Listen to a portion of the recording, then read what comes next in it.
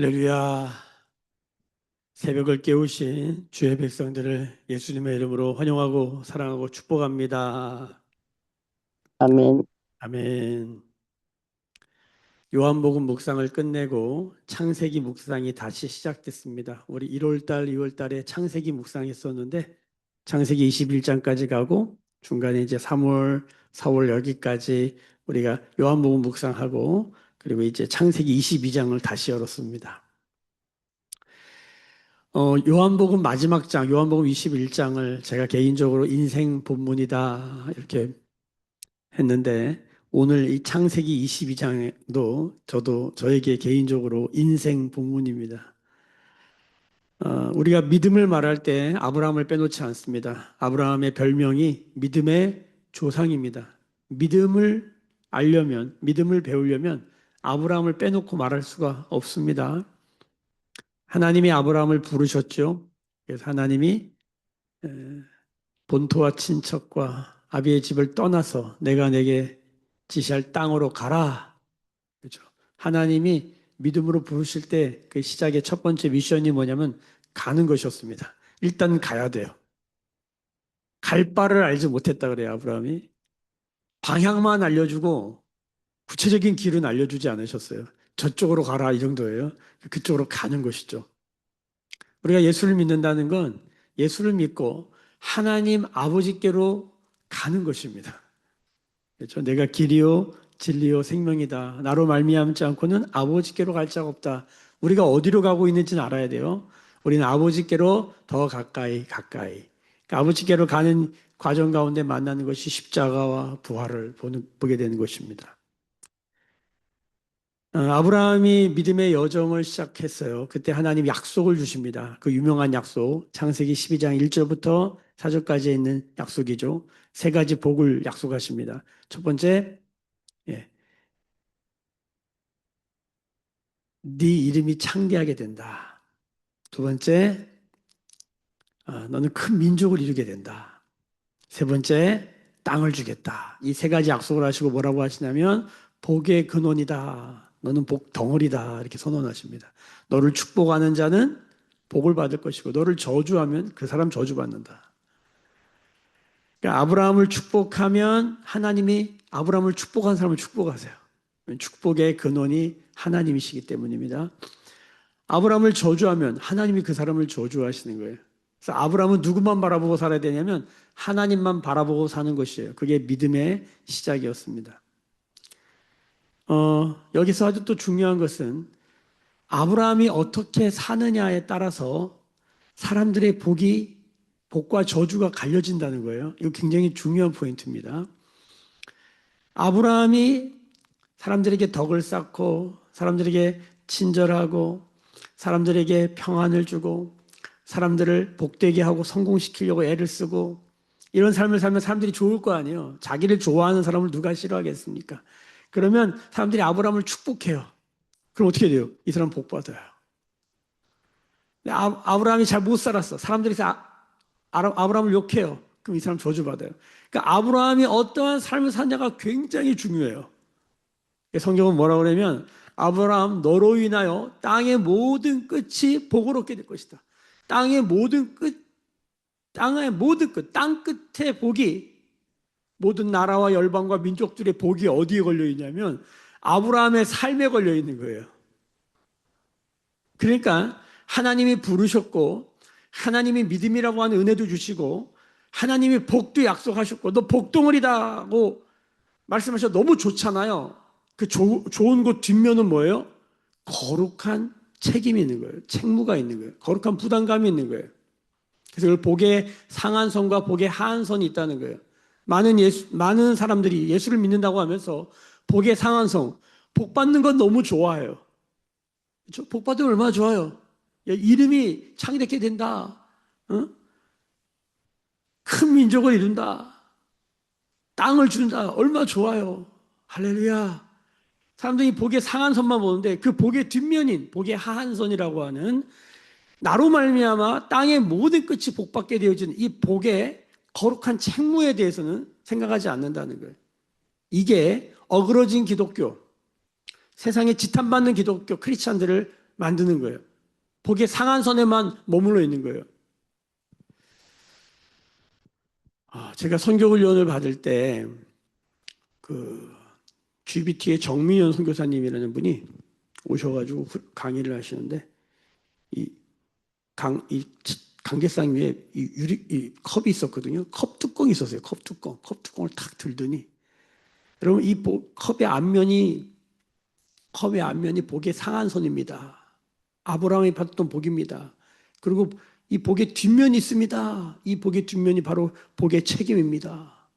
이것이 땅의 모든 끝이 아브라함을 인하여 복을 얻는 것입니다. 그것이 선교입니다. 뭐 이렇게 얘기를 하시는 거예요. 그러면서 뭐라고 그러냐면 그 다음 말이 충격이었어요. 만약 당신에게 복의 뒷면이 없다면 당신은 구원받은 것이 아닙니다. 이렇게 말하더라고요. 충격이었어요. 어떻게 저렇게 말하지? 우린 예수 믿고 복 받으면 구원이라고 말하는 삶을 배우고 살았는데 복의 뒷면이 없으면 그건 가짜라는 거예요. 그렇죠? 막 부활은 좋아하는데 십자가는 안 줘. 십자가 없는 부활은 뭐예요? 가짜예요. 가나안 복지 막 이런 거 들어가기를 원하고 너무 좋아하는데 광야는 안 지나가고 싶어요. 이거 다 가짜잖아요. 영광스러워지기를 원하는데 고난은 없어. 고난 없는 영광은 뭐예요? 가짜예요. 복의 책임이 없는, 복의 거룩한 부담이 없는 복은 뭐예요? 가짜예요. 그건 신기루고 더 나아가서 뭐예요? 썩어질 복이에요. 그건 우리를 죽이는 거예요. 우리가 제대로 성경대로 하나님이 말씀하신 복을 받기를 소망합니다. 할렐루야. 하나님이 이 복을 주시고 아브라함을 75세에 부르셔서 이 믿음의 여정을 가져가심에 있어서 이 믿음의 여정은 복 그 자체였어요. 이 복 그 자체에는 복의 앞면도 있고 뒷면도 있다는 걸 기억하고 따라오셔야 돼요. 그리고 하나님이 거진 40년을 데려오셨어요. 그 100세 아들을 낳았죠. 약속이 성취가 되기 시작했어요. 그 과정에 여러 가지 일들이 있어요. 창세기 12장부터 22장까지 온 거예요. 그리고 창세기 22장이 옵니다. 이때 아브라함의 나이 혹은 이삭의 나이를 추정할 때에 이때가 이삭의 나이가 한 15살은 되지 않았나. 이게 거의 모든 성경학자의 대략적인 견해입니다.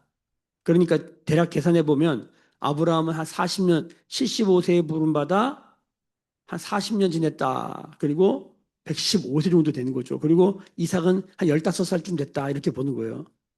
그때 하나님이 아브라함을 불렀다라고 또 말합니다. 자, 오늘 말씀 22장 1절을 한번 봅시다. 같이 읽어볼게요. 시작. 그 일 후에 하나님이 아브라함을 시험하시려고 그를 부르시되 아브라함아 하시니 그가 이르되 내가 여기 있나이다. 여러분 믿음은 기본이 뭐냐면 하나님이 부르시는 거예요. 하나님 불렀구나. 오늘 이 자리에 우리가 이 모양 저 모양으로 각자의 상황과 환경 가운데서 여기에 나왔습니다. 하나님이 부르신 것입니다. 하나님 불렀으면 말씀하시겠죠. 아브라함아, 여러분, 우리가 영의 음성을 듣는다는 게 뭡니까? 이런 말씀을 읽을 때, 이렇게 이런 자리에 나왔을 때, 하나님이 나를 부르셨구나라는 걸 믿는 것입니다. 할렐루야. 하나님 우리를 부른 거예요. 왜 불렀을까? 하나님 저 왜 부르셨어요? 이게 물어봐야 돼요. 저희 장모님이신 황 권사님이 오늘 새벽 3시에 부르시더라고요.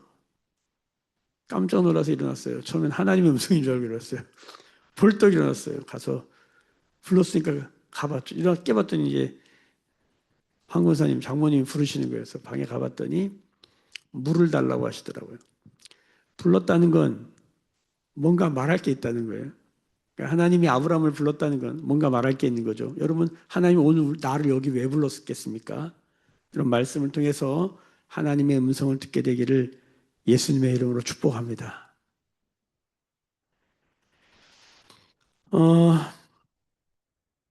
주님이 뭐라고 말씀하시는지 봅시다. 2절 봅시다. 여호와께서 이르시되 내 아들 내 사랑하는 독자 이삭을 데리고 모리아 땅으로 가서 내가 내게 일러준 한 산 거기서 그를 번제로 드리라. 성경에서 사랑이라는 단어가 처음 등장하는 장면이 바로 여기입니다. 여기 보면 내 아들 내 사랑하는 독자 이삭. 여기 사랑이라는 단어가 나오잖아요. 동그라미 쳐놓으셔야 돼요. 이거를 원문으로 보면, 히브리 원문으로 보면 내 아들, 내 사랑, 내 독자, 내 이삭 이렇게 돼 있어요. 그러니까 강조가 된 거예요. 내 아들, 어떻게 얻은 아들이에요? 내 사랑, 내 독자, 내 이삭을. 그러니까 아주 명확한 거예요. 뭐 복잡하지 않아. 하나밖에 없는 아들을 어떻게 하래요? 하나님이 지시하는 땅에 딱 데리고 가서 거기서 번제로 드리라.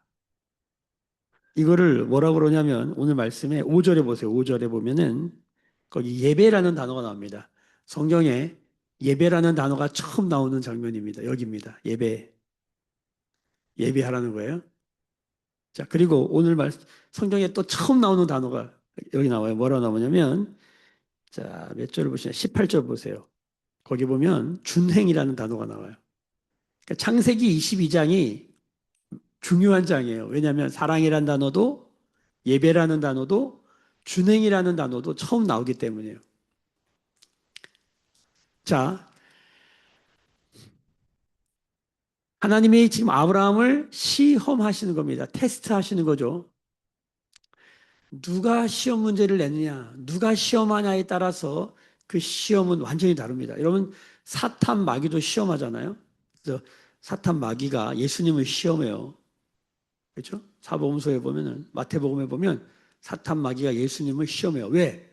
넘어뜨리고 잡아뜨리고 떨어뜨리고 무너지고 망하게 하려고. 그러니까 누가 시험하느냐? 마귀가 시험하면 유혹이라 그래요. 그럼 망하는 거예요. 그러니까 마귀의 시험은 이겨내야 되는 것이고, 여러분 하나님의 시험은 어떻게 돼요? 통과해야 돼요. 하나님의 시험은 우리를 세우고 살리고 우리를 승리케 하시려고 하는 시험이에요. 믿으시면 아멘. 그래서 이걸 테스트라고 하는 거예요. 누가 시험하냐에 따라서 완전히 달라요. 여러분, 하나님의 시험은 기뻐하고, 그래서 야고보서에 보면 너희가 여러 가지 시험을 만나거든. 믿음의 시련이라고 그러죠. 믿음을 다루는 거예요. 믿음의 연단이라고 하죠.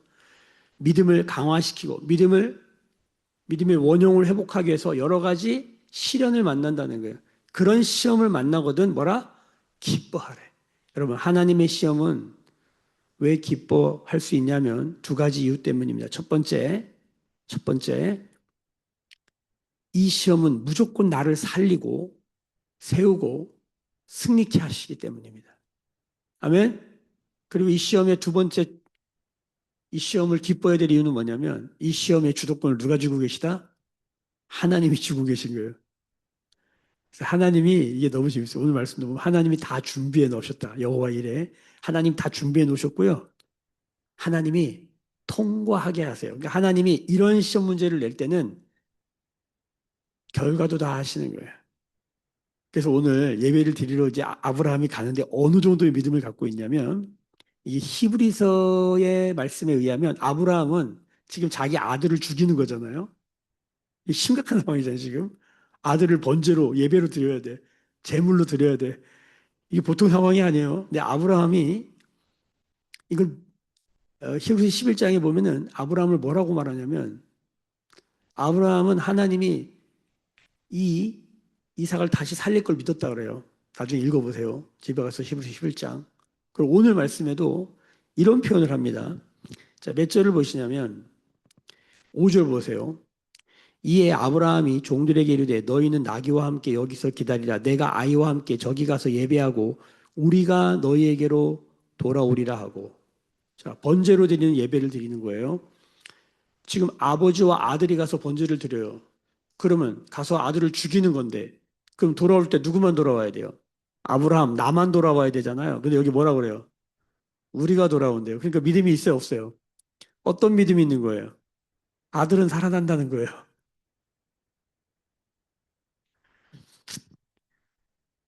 아들이 살아난다는 믿음이 있었어요. 어떻게 알았을까 이걸? 제가 이 본문을 가지고 설교를 너무 많이 했기 때문에 우리 매일교회 성도들은 다 한 번 이상씩 들어봤잖아요. 저는 오늘 말씀에 2절과 3절 사이에 보면 이렇게 공간이 있잖아요. 빈 공간 여백. 그 사이에 무슨 일이 있었다는 거예요. 왜냐하면 3절에 보면 아브라함이 아침에 일찍 일어나. 그러니까 요 전날에 무슨 일이 있었던 거예요. 그 밤에 하나님과 씨름이 있었겠죠. 하나님 정말 당신이십니까? 내 아들 이삭을 바치라고요? 저는 믿습니다. 뭘 믿냐면 아브라함은 뭘 본 거예요. 믿음은 뭡니까? 뭘 보는 거예요. 그리고 하나님은 종종 아브라함에게 뭘 보여주세요. 아브라함이 하나님의 약속을 믿지 못하고 하나님께 막 불평하고 하나님 나타나셔서 창세기 15장에 보면 내가 너의 큰 상급이다. 내가 너의 큰 방패다. 내가 너의 보상이다. 이렇게 말했더니 무슨 보상입니까? 나에게 도대체 뭘 하려고 하는 겁니까? 막 이러면서 여기는 엘리에셀 가지고 하십시오. 아니다. 네 몸에서 난 자로 내가 할 것이다. 아브라함을 데리고 밖으로 나가사 아우팅 밖으로 나가사 하늘을 보게 하시고 이 하늘의 별과 같이 내 자손이 일어나게 할 것이다. 창세기 15장 6절.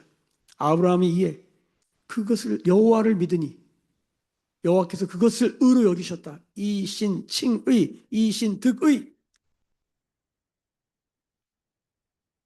하나님이 우리가 믿는다는 건 뭘 보는 거예요. 믿음은 바라는 것들의 실상이다. 보지 못하는 것들의 증거다. 믿음은 뭘 보는 거예요.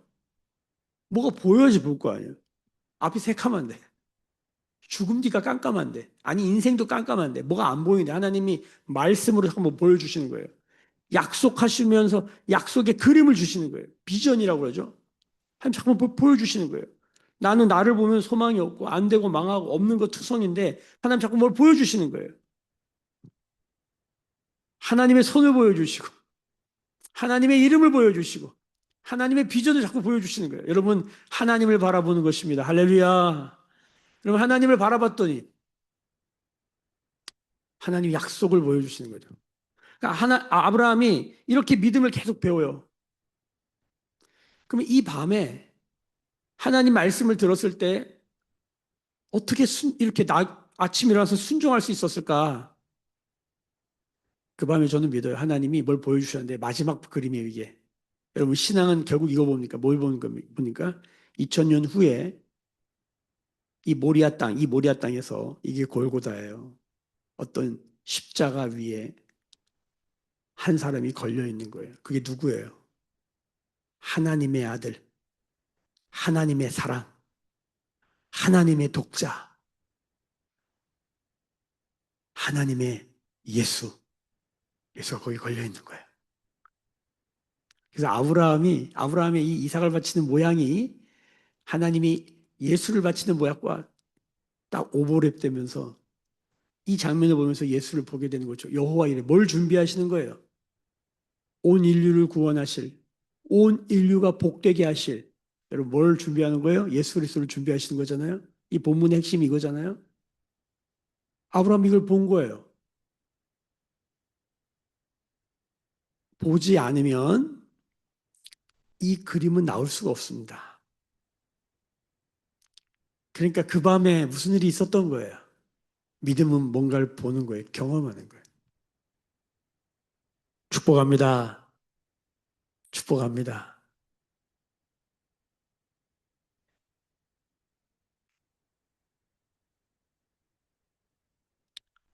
이 시험은 결국 아브라함을 복되게 하실 뿐만 아니라 다시 이 시험에 보세요. 이 시험을 지금 하나님이 내신 거잖아요. 근데 첫째, 아브라함이 이 시험을 통과해야 돼. 두 번째, 이삭도 통과해야 돼. 그리고 이것을 읽고 있는 나도 통과해야 돼. 그런데 더 놀랍게 하나님도 시험을 내셨지만 하나님도 뭡니까? 하나님도 통과하셔야 돼. 하나님은 이미 통과하시기로 결정하신 거예요. 그래서 이제 아브라함이 통과하고 이삭이 통과하고 그리고 내가 통과하면 이 시험은 완성되는 것이에요. 할렐루야. 이 시험의 끝이 뭡니까? 자, 우리가 15절부터 한번 볼게요.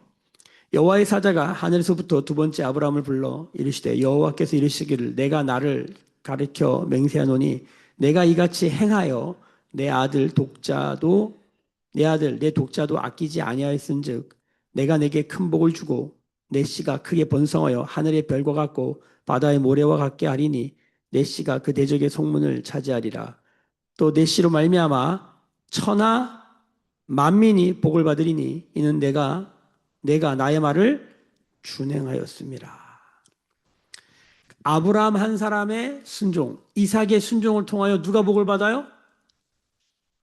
천하 만민이 복을 받게 된 일이 일어난 거예요. 그러니까 창세기 12장의 하나님의 약속이 여기서 성취가 되는 거예요. 할렐루야. 인생의 시험이죠. 인생의 마지막 시험인 거예요. 우리의 모든 신앙의 마지막 시험은 뭐예요? 여러분, 예수 그리스도를 보는 것입니다. 그리고 여러분 이런 겁니다. 우리가 실제적으로 십자가에 달려 죽을 필요는 없어요. 마치 이삭이 십자가에 진짜 죽진 않잖아요. 번제된 진짜 죽지 않아요. 어린 양이 준비되어 있어요. 하나님이 다 준비해 놨어요. 단 하나, 어디까지는 가야 돼요? 제단 위에까지는 올라가야 돼요. 십자가 앞에까지는 가야 돼요. 그래서 뭘 봐야 돼요? 그 십자가 달린 예수를 봐야 돼요. 그 번제단 위에 어린 양을 봐야 돼요. 여기까지는 가야 돼요. 여러분 신앙의 목표가 뭡니까? 예수가 희끄무리 흐리멍텅하게 보이는 게 아니라 선명하게 보이는 것입니다. 여러분 예수가 선명해 보여서 그 예수가 내가 되는 거예요. 이게 무슨 소리예요? 여러분 아브라함에게 이삭이 죽는다는 건 어떤 거예요? 여러분 하나님에게 예수가 죽는다는 건 어떤 거예요? 여러분 결국은 이겁니다. 그 마음을 아는 것입니다. 여러분 이게 무슨 이야기입니까? 여러분 바벨탑 사건 이후에 이 세상에 하나님의 마음을 아는 사람이 한 명도 없습니다. 하나님이 한 명도 없는데 하나님이 하나님의 일을 하시기 위하여 한 사람을 지목하여 택하십니다. 선택하십니다. 선택하셔서 하나님의 열정으로 이걸 이끌어 가시는 거예요. 할렐루야. 귀가 아파요? 귀가 아프세요? 마이크를 끌 수가 없어요. 왜냐하면 이게 줌으로 하시는 분들이 있기 때문에. 자, 저도 이걸 어떻게 해야 될까? 자, 보세요. 줌은 잘 들리시나 모르겠지만 한번 해보겠습니다. 중요한 이야기예요. 인생의 마지막에 하나님의 마음을 안다는 게 뭔지를 알아야 돼요. 이 시험에 통과해야 돼요. 그래야 구원이에요. 구원이 뭐냐면 천하 만민이 복 받는 거예요. 나로 인하여 누군가가 복을 받는 거예요. 이걸 보기를 원하는 거예요. 예수 믿는 사람은 나만 복 받는 게 아니라 나로 말미암아 내 남편이 내 자식이 복 받는 걸 보는 거예요. 이걸 통과하려면 어디까지 가야 되냐면 우리가 십자가의 시체로 달리고 우리가 번제단에 올라가 죽을 필요가 없어요. 그런데 거기까지는 가야 돼요. 그리고 거기서 뭘 깨닫는 거냐면 하나님의 마음을 깨닫는 거예요. 이 세상에 하나님의 마음을 아는 사람이 한 명도 없는데 하나님이 아브라함을 택하셔서 40년 동안 데리고 다니면서 무슨 훈련을 하냐면 하나님의 마음이 어떤지를 알려주는, 하나님 말씀하시면 여러분 아브라함도 사라도 웃어요. 무슨 저런 소리를 하시나, 말도 안 되는 소리 하시네. 우리가 그러고 있다는 걸 깨달아야 돼요. 우리가 하나님 믿을까요? 우리가 하나님 경외할까요? 아이고, 우리가 하나님을 두려워해요? 하나님을 두려워하면 이렇게 하겠어요? 우리 하나님 안 두려워요. 이걸 깨닫고 이제 우리가 하나님 사랑해요? 아브라함이 40년 동안 무슨 훈련을 하냐면 하나님을 알아가는 훈련이에요. 그래서 오늘 말씀의 1절 보세요. 그 일 후에 이렇게 써 있죠. 이게 무슨 일 이후냐? 그 전에 보시면 제가 읽어드릴게요. 창세기 21장 맨 마지막 절에 보면 아브라함은 브엘세바에 에셀 나무를 심고 거기서 영원하신 여호와의 이름을 불렀으며, 아브라함이 어디까지 왔냐면 하나님이 어떤 분이다? 영원하신 하나님이라는 걸 깨달아요. 뭐 하다가 11조에다가 뭐 이거 이해하면 너무 길어져요. 넘어가요. 영원하신 하나님을 알아요.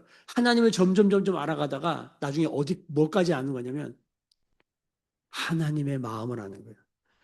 독자 사랑하는 그 아들을 죽여서 인류를 복되게 하시려는, 인류를 구원하시려고 하는 그 아버지의 마음을 아는 데까지 가는 거예요. 왜 십자가인가? 왜 부활인가? 그 하나님의 마음을 아는 데까지 가는 게 신앙의 마지막 시험입니다. 우린 근데 중요한 게 뭐냐면 무슨 일들에는 말이 관심이 많아. 뭐가 있냐 없냐, 뭐 건강하냐 건강하지 않냐. 우리 집 강아지가 어떠냐, 우리 집안이 어떠냐, 막 이런 거는 관심이 엄청나게 많아. 하나님의 마음에, 여러분 하루를 살면서 하나님의 마음을 이만큼이나 생각해 봅니까, 우리가? 여러분, 부모가 자식을 생각하는 마음이 어떨까요? 여러분, 이삭이 아브라함의 마음을 생각할까요? 잘 모르겠어요. 근데 오늘 이삭을 보면 이삭이 아버지 양이 어디 있어요? 이렇게 묻는데 아버지가 하나님이 준비했다. 이삭이 어떤 사람으로 나오냐면 제 느낌에는 굉장히 고요해요. 마치 무슨 평정심이 가득한 애처럼 애 같지가 않아. 15살 애가 이렇게 해?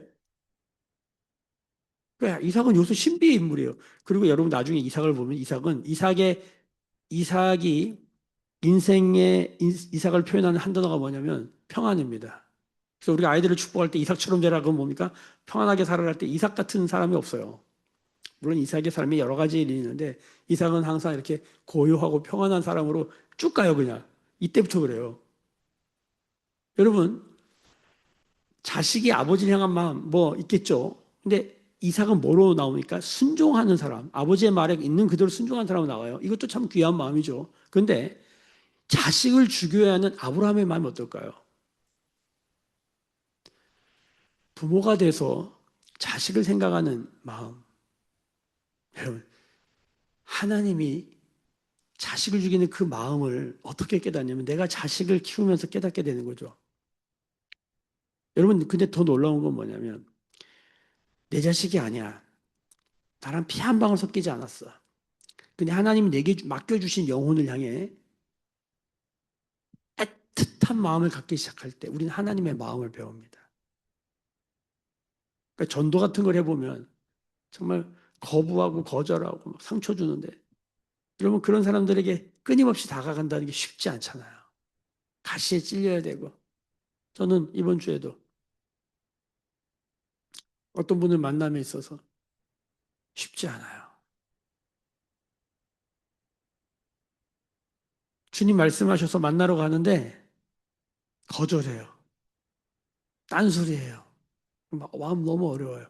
근데 그런 걸 통해서 뭘 깨닫습니까? 하나님의 마음을 깨닫는 거. 하나님이 이렇게 하시는구나.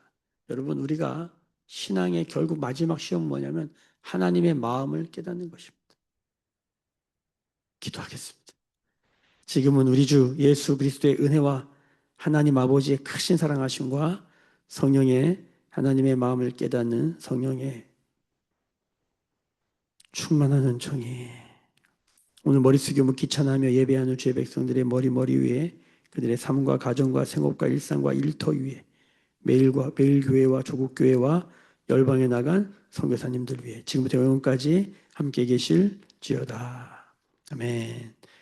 주의 영광 이곳에 가득해 우린 선의 주님과 함께 찬양하며 우리는 전진하리 모든 열방 주 볼 때까지.